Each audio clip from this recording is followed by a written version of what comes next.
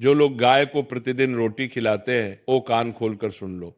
गाय को प्रतिदिन रोटी खिलाने से क्या लाभ होता है। प्राचीन समय की बात है, एक बार भगवान शिव और माँ पार्वती दोनों कैलाश पर्वत पर बैठे थे। तभी माँ पार्वती भगवान शिव से कहती हैं कि स्वामी, मेरे मन में कुछ जिज्ञासाएं उत्पन्न हुई हैं, यदि आप अनुमति दें तो मैं आपसे पूछना चाहती हूँ। तभी भगवान शिव माँ पार्वती से कहते हैं कि हे देवी, आप बिना संकोच के बताए कि आपका मन किन प्रश्नों को जानने के लिए व्याकुल है। तभी माँ पार्वती भगवान शिव से कहती हैं कि हे स्वामी, मैंने पृथ्वी लोक पर मनुष्यों को अनेक प्रकार से गाय की सेवा करते हुए देखा है। कोई उसे रोटी खिलाता है, कोई उसके अंग को स्पर्श करता है, कोई उसके सम्मुख नमस्कार करता है। मेरे मन में यह जानने की इच्छा है कि गाय की सेवा करने से मनुष्य को क्या फल प्राप्त होता है। गाय को रोटी खिलाने से कौन सा पुण्य मिलता है, गाय के किस अंग को स्पर्श करने से रोग दूर होते हैं, और गाय को नमस्कार करने से मनुष्य को क्या फल प्राप्त होता है। स्वामी, अंत में मैं ये भी जानना चाहती हूँ कि इन सब कार्यों से मनुष्य को क्या लाभ प्राप्त होते हैं। तभी भगवान शिव मां पार्वती से कहते हैं कि हे देवी, तुम्हारे प्रश्न अत्यंत महत्वपूर्ण और गंभीर हैं। इन प्रश्नों के उत्तर देने से पहले आवश्यक है कि तुम गौ माता के वास्तविक स्वरूप, उसकी दिव्यता को समझो। जब तक गौ माता के अस्तित्व की मूल सत्ता ज्ञात ना हो, तब तक उसके कार्यों का फल जानना पूर्ण नहीं होता। इसीलिए अब मैं तुम्हें गौ माता के महत्व का विस्तार पूर्वक वर्णन करता हूँ।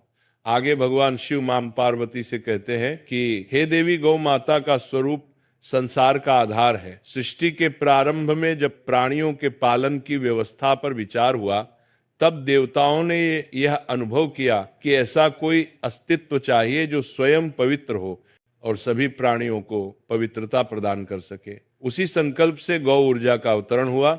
गौ माता की उत्पत्ति प्रकृति की मूल शक्ति से हुई है। वह जन्म लेकर नहीं आती, वह अवतरित होती है। इसीलिए गौ माता का शरीर देवत्व का स्थान है। उसके अंग अंग में दिव्य शक्तियां प्रतिष्ठित हैं। उसके भीतर वह सात्विकता है जो किसी भी प्राणी में दुर्लभ है।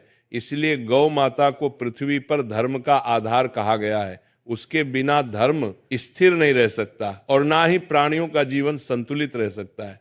गौ माता के भीतर पंच तत्वों का श्रेष्ठ रूप विद्यमान है। पृथ्वी का स्थिरत्व, जल की शुद्धता, वायु की पवित्रता, अग्नि का तेज और आकाश का विस्तार उसके देह में समाहित है। यह समावेश किसी अन्य प्राणी में नहीं। इसी कारण उसके समीप रहने मात्र से मनुष्य के मन विकार शांत होने लगते हैं, उसके विचार सात्विक होते हैं और उसका कर्म संतुलित रहता है। गौ माता का अस्तित्व केवल मनुष्यों के लिए ही नहीं बल्कि संपूर्ण प्रकृति के लिए आवश्यक है। जहां गाय रहना पसंद करती है, वहां भूमि अधिक उर्वर हो जाती है, वहां वायु में सात्विक सूक्ष्म तत्व बढ़ जाते हैं, वहां का जल अधिक पवित्र माना जाता है। इससे स्पष्ट है कि गौ ऊर्जा प्रकृति की संतुलन शक्ति है। आगे भगवान शिव मां पार्वती से कहते हैं कि हे देवी, गौ माता संसार की पालन शक्ति है। उसके द्वारा दिया गया दूध पोषण का प्रथम सार है। उसी के द्वारा मनुष्य, पशु और अनेक जीव अपना आरंभिक बल प्राप्त करते हैं। गौ माता को जीवन का पोषक और प्रकृति का रक्षक कहा गया है। उसका अस्तित्व आने वाली पीढ़ियों की शक्ति का स्रोत है। गौ माता का स्वभाव भी दिव्य है। वह क्रोध नहीं करती, वह किसी को पीड़ा नहीं देती, किसी से शत्रुता नहीं रखती। उसका स्वभाव क्षमाशील है, उसकी दृष्टि शांत है और उसका मन सदैव कल्याण की भावना से भरा है। यही कारण है कि उसके आसपास रहने वाले प्राणी भी शांत, स्थिर और निरामय रहना प्रारंभ कर देते हैं। इसीलिए गौ माता को संसार में माता कहा गया है। और यह केवल भाव का नहीं, सत्य का शब्द है। वह प्राणियों को जन्म नहीं देती परंतु उनके जीवन को धारण करती है। वह घरों को पोषण देती है, भूमि को शक्ति देती है और वातावरण को शांति देती है। यही कारण है कि सदियों से गौ माता का स्थान अपरिवर्तनीय रहा है। गौ माता के महत्व को जानने के बाद मां पार्वती भगवान शिव से आगे कहती है कि हे स्वामी, आपने अभी जो गौ माता की महिमा को जिस प्रकार विस्तार और गंभीरता से समझाया, उससे मेरा मन और भी जानने हेतु उत्सुक हो गया है। अतः स्वामी, अब आप मेरे प्रथम प्रश्न का उत्तर दीजिए कि गाय की सेवा करने से मनुष्य को क्या फल मिलता है। तभी भगवान शिव कहते हैं कि हे देवी, गाय की सेवा का फल इतना व्यापक और गहन है कि उसे शब्दों में बांधना कठिन है। गाय की सेवा केवल एक दान या एक करुणा का रूप नहीं, बल्कि ये मनुष्य की आत्मा को पवित्र करने वाली साधना है। जिस मनुष्य के हाथों से गाय की सेवा होती है, उसका जीवन धीरे धीरे शुद्ध होने लगता है। उसके कर्मों से उपजे दोष शांत होने लगते हैं। उसके पिछले जन्मों में संचित पापों की जड़ें कमजोर होने लगती हैं। यह सेवा मनुष्य की आत्मा को उस सत्य की ओर ले जाती है जहां से उसका सारा अज्ञान हटने लगता है। गाय की सेवा करने वाले मनुष्य को देवताओं की कृपा सहज रूप से प्राप्त होने लगती है। यही कारण है कि वेदों ने गाय को कर्मों का भोग मिटाने वाली कहा है। आगे भगवान शिव मां पार्वती से कहते हैं कि हे देवी, गाय की सेवा करने से मनुष्य के जीवन में 3 प्रमुख परिवर्तन आते हैं। पहला, उसके मन में दया बढ़ती है। दूसरा, उसके घर में दोष और दरिद्रता प्रवेश नहीं करती। और तीसरा, उसके जीवन में सौभाग्य स्थायी हो जाता है। अतः हे देवी, गाय की सेवा का फल केवल एक लोक में नहीं, अनेक लोकों तक साथ चलता है। अब मैं तुम्हें एक विस्तृत कथा सुनाता हूं जिससे तुम समझ सकोगे कि गाय की सेवा मनुष्य के जीवन की दिशा कैसे बदल देती है। भगवान शिव मां पार्वती को कथा सुनाना प्रारंभ करते हैं। हे देवी, बहुत समय पहले मधुर नामक राज्य में एक व्यक्ति रहता था। उसका नाम अर्जुन दास था। उसका जीवन प्रारंभ से ही संघर्षों से भरा था। वह कितनी भी मेहनत करता, उसके हाथ में सफलता नहीं आती। उसका घर कर्ज में डूबा रहता। व्यापार करता तो घाटा, खेती करता तो सूखा, किसी का सहारा मांगता तो निराशा ही मिलती। धीरे धीरे वह जीवन से हारने लगा। एक दिन वे नगर से बाहर जा रहा था कि रास्ते में उसे एक घायल गाय दिखाई दी। उसकी पीठ पर घाव था और शरीर कमजोर होने लगा था।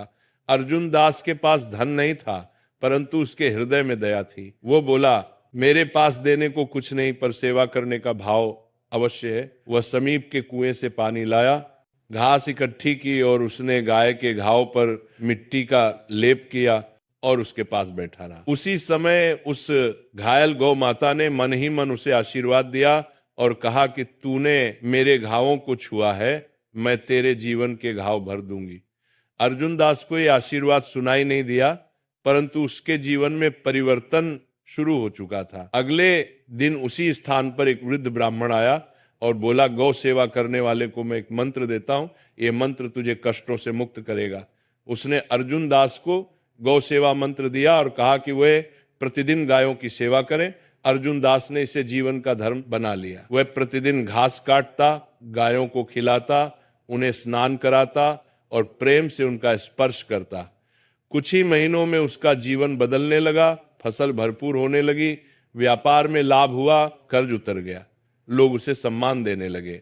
आगे भगवान शिव मां पार्वती से कहते हैं कि हे देवी, ये परिवर्तन अचानक नहीं आया था, ये गाय की सेवा से उत्पन्न पुण्य का फल था। उसके बाद अर्जुन दास ने अपना जीवन गौ सेवा में लगा दिया। वह दिन भर का कुछ भाग गायों के लिए रखता, उन्हें चारा देता, उनका रक्षण करता। अंत में जब वृद्ध होकर मृत्यु के समीप पहुंचा, तब उसे दिव्य दृश्य दिखाई दिया। गाय के रूप में खड़ी एक तेजस्वी शक्ति ने कहा कि तेरी सेवा का फल यह है कि मृत्यु के बाद तुझे वह लोक मिलेगा जहां दुख का अस्तित्व नहीं। और इसके बाद अर्जुन दास की आत्मा उसी दिव्य लोक में चली गई जहां पुण्य आत्माएं निवास करती हैं।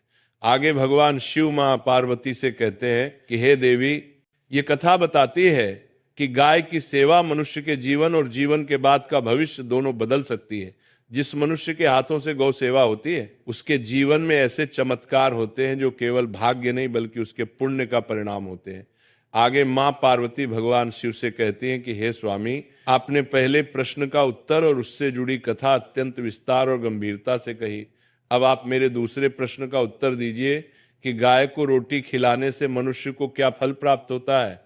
तभी भगवान शिव मां गौरा से कहते हैं कि हे देवी, गाय को रोटी खिलाना केवल भोजन दान नहीं, बल्कि यह मनुष्य के भाग्य, मानसिक शांति और गृहस्थ जीवन की स्थिरता को मजबूत करने वाला कर्म है। जब मनुष्य गाय को रोटी खिलाता है तो वह अपने हाथों से अन्न को पवित्रता का स्पर्श देता है।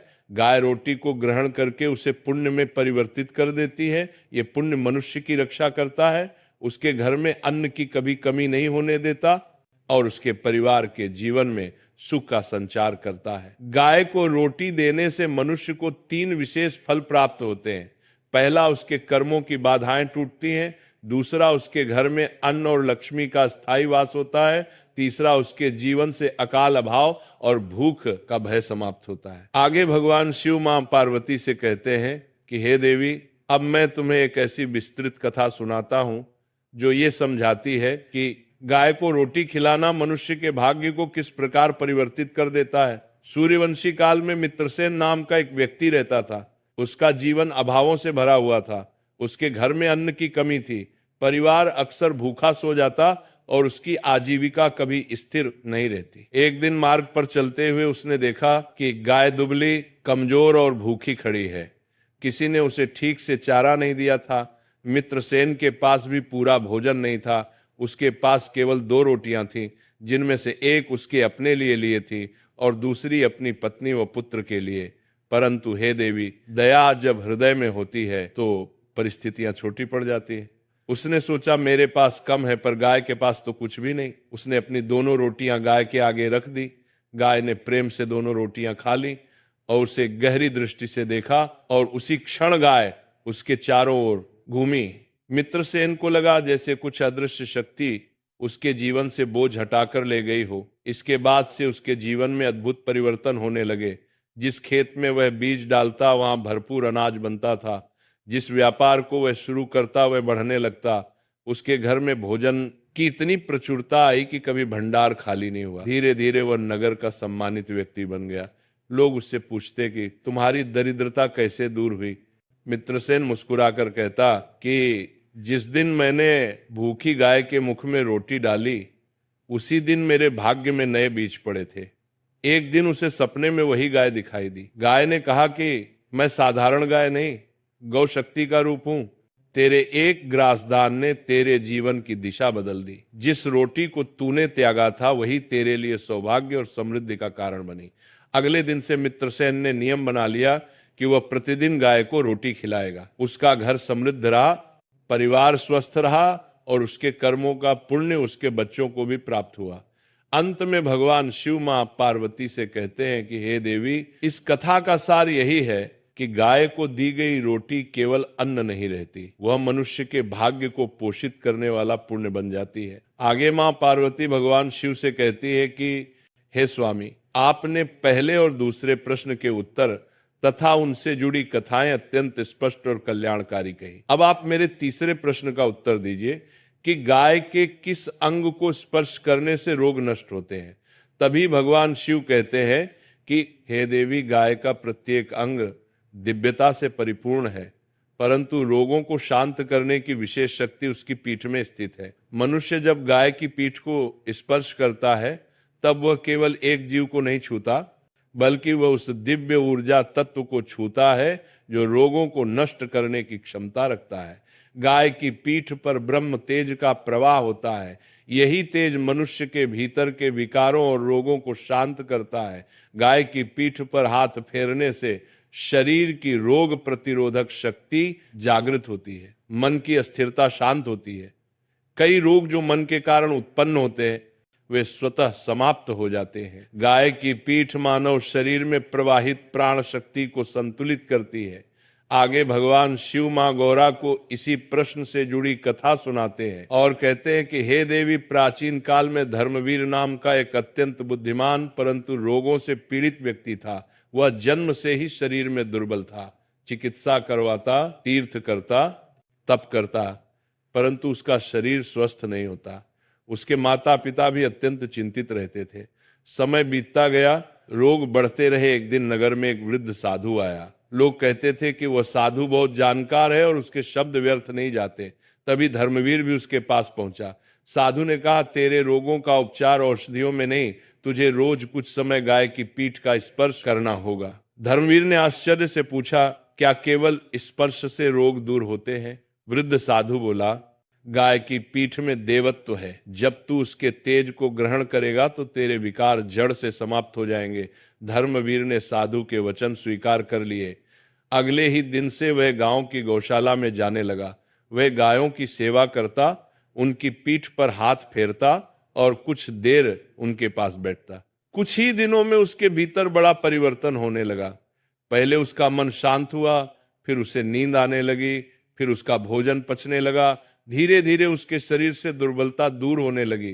3 महीने बाद लोग आश्चर्य में पड़ गए। जो युवक वर्षों से रोगों से पीड़ित था वह अब स्वस्थ, प्रसन्न और बलवान हो गया था। धर्मवीर स्वयं कहने लगा, मेरी शक्ति का स्रोत कोई औषधि नहीं बल्कि गाय की पीठ का दिव्य स्पर्श है। यह परिवर्तन केवल शारीरिक नहीं था, उसका मन भी निर्मल हो गया। उसके भीतर आध्यात्मिकता का विकास हुआ।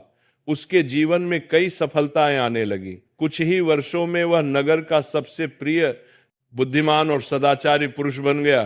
तो लोग उससे पूछते, तुम्हारे रोग कैसे मिटे? धर्मवीर मुस्कुराकर कहता, गाय की पीठ पर हाथ फेरने से मेरा भाग्य और शरीर दोनों स्वस्थ हुए। मैंने जीवन में जो भी पाया वह उसी स्पर्श का वरदान है। अंत में भगवान शिव कहते हैं कि हे देवी, यही कारण है कि गाय की पीठ को स्पर्श करने को रोगनाशक कहा गया है। गाय की पीठ मनुष्य के भीतर की नकारात्मक ऊर्जा को शांत करती है, उसके रोगों को दूर करती है और उसके शरीर व मन में ऐसी शक्ति उत्पन्न करती है जो किसी औषधि से नहीं मिलती। अंत में भगवान शिव ने मां गौरा से कहा कि हे देवी, अब मैं तुम्हें वो अंतिम सार बताता हूं जो गौ माता की संपूर्ण महिमा का निचोड़ है। जैसे अमृत की एक बूंद समुद्र का स्वाद समझा देती है, वैसे ही यह सार तुम्हें गौ माता के संपूर्ण स्वरूप को समझा देगा। हे देवी, संपूर्ण सत्य यह है कि गौ माता धरती पर जीवित दिव्य शक्ति है। उसकी सेवा करने से मनुष्य का दुर्भाग्य दूर होता है, उसके घर में शांति और समृद्धि आती है और उसके पाप धूल की तरह नष्ट हो जाते हैं। और गौ माता को रोटी खिलाने वाला मनुष्य अपने जीवन में उन अवसरों को प्राप्त करता है जो केवल पुण्य से ही संभव होते हैं। उसके परिवार पर किसी भी प्रकार की दरिद्रता, कलह या काल का प्रभाव नहीं पड़ता। गौ माता के शरीर के किसी भी पवित्र अंग, विशेषकर उसके पीठ और कंधों को स्पर्श करने से रोगों के प्रभाव शांत होते हैं, क्योंकि उसमें देवताओं का तेज विद्यमान होता है। साथ ही गौ माता को नमस्कार करने से मनुष्य का अहंकार मिटता है, मन शांत होता है और मनुष्य के भीतर ऐसा प्रकाश उत्पन्न होता है जो उसे सत्य, धर्म और सौभाग्य की ओर ले जाता है। अतः जो मनुष्य गौ माता का आदर करता है उसकी रक्षा स्वयं प्रकृति करती है। जो उसकी सेवा करता है उसके जीवन से बाधाएं दूर होती जाती हैं और जो उसे अपना मातृ स्वरूप मानकर चलाता है उसे ये संसार कभी खाली हाथ नहीं रहने देता। तो भक्तों, ये था गौ माता को रोजाना रोटी देने का संपूर्ण फल। तो भक्तों, ये प्रवचन इसी के साथ समाप्त